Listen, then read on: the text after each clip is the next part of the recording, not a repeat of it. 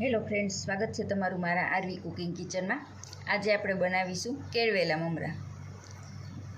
બાળકોને બપોર પછી થોડીક ભૂખ લાગી હોય તો આપણે સાદા મમરા જે વઘારેલા ખાતા હોય છે ત્યાં થોડુંક નવું લાગે છે, તો સાદા મમરા લીધા છે મેં એક બાઉલમાં। અને એના માટે મેં એક નાની એવી ડુંગળી, થોડું કેપ્સિકમ અને એક નાનું એવું ટામેટું કટિંગ કરીને રાખ્યા છે। હવે આપણે આ મમરાની અંદર થોડું નમક એડ કરીશું।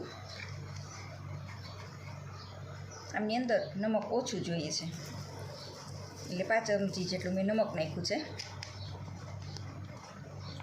5 ચમચી જેટલો હિંગનો પાવડર,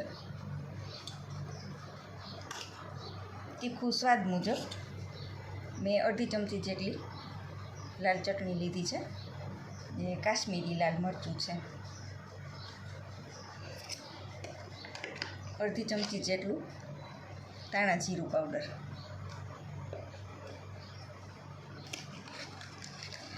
5 ચમચી જેટલો આપણે ચાટ મસાલો લઈશું।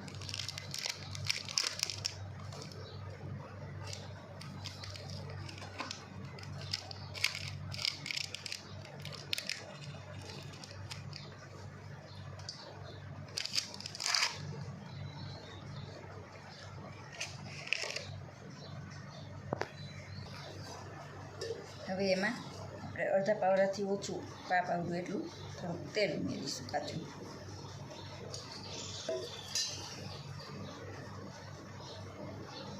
આ બધું હવે પહેલાં આપણે હાથથી મિક્સ કરી લઈશું।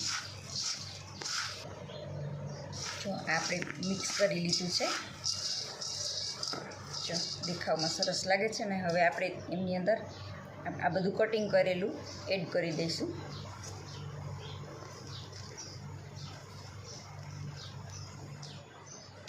હવે એમને પણ આપણે મિક્સ કરી લઈશું।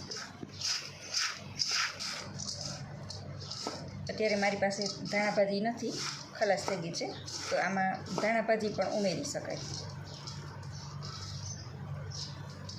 તો તૈયાર છે આપણા કેળવેલા મમરા।